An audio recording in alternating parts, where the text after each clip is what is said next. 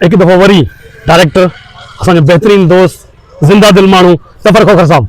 Sir अस्सलाम वालेकुम। Sir वालेकुम आरिफ पंटी वारनि जो एकदम ॿीहर शुक्रगुज़ार आहियां। मुंहिंजे भाउ जो चैनल आहे ऐं जेको मेज़बान आहे उहो मुंहिंजो भाउ आहे साईं। तव्हांखे ॿुधाईंदो रहां नाज़रीन, हिन जूं मुहबतूं त सदाईं असां सां शामिल हाल रहंदियूं आहिनि ऐं हिननि जो प्यार, हिननि जो ख़ुलूस उहो असां सां गॾु गॾु असां सां मुहबतुनि जे सिलसिले वांगुरु हलंदो आहे।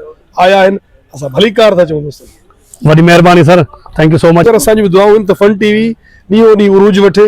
अदा फयाज़ लाशरी जो चैनल आहे, ईअं सम्झो मुंहिंजो पंहिंजो ज़ाती चैनल आहे। इहा अञा जेको आहे त अॻिते अचे ऐं सॼी सिंध जे माण्हुनि खे, पंहिंजनि परिस्तारनि खे, पंहिंजनि दोस्तनि ॾिसंदड़नि खे मां गुज़ारिश कंदुसि फन टीवी खे तव्हां सब्सक्राइब कयो ऐं उनजे पेज खे फॉलो कयो ऐं हिन जा वीडियो शेयर कयो त जीअं असांजो हीउ चैनल तमामु अॻिते वधे। असां ॿुधो आहे त हिकिड़ी बेहतरीन जेको आहे सिंधी फिल्म तव्हांजी जो जेको आहे डायरेक्शन में पई थी ठहे, गब्बर सिंधी, उनजे बारे में असांखे ॿुधायो थोरो।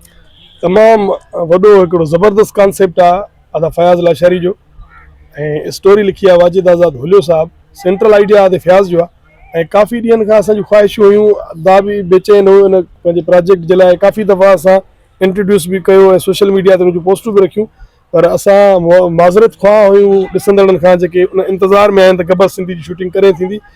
इंशाअल्लाह ताला असां गब्बर सिंधी जी रिकॉर्डिंग स्टार्ट कंदासीं ऐं जेके बि ॾिसंदड़ आहिनि उन्हनि खे बाक़ाइदे मौक़ो ॾिनो वेंदो त अची हिन फिल्म में कमु कनि। ऐं उनजे लाइ मां उन्हनि सभिनी खे गुज़ारिश कंदुसि त जेके असांजा वीडियोज़ उहे आहिनि उन्हनि ते फ़ोन नंबर ॾिनल आहिनि, उन्हनि दोस्तनि सां राब्ते में अचनि। ऐं तव्हांखे ॿुधाईंदो हलां त गब्बर सिंधी एज़ ए जेको गब्बर सिंधी जो कैरेक्टर आहे उहो असांजे सिंध जो तमामु वॾो आर्टिस्ट फ़कीरमंद खीरो पुरोड़ो साहब अदा कंदो ऐं हुन गेट बि वठी छॾियो आहे, तयारी में आहे ऐं इंशाअल्लाह ताला सभिनी खे मौक़ो ॾींदासीं। महिरबानी सर।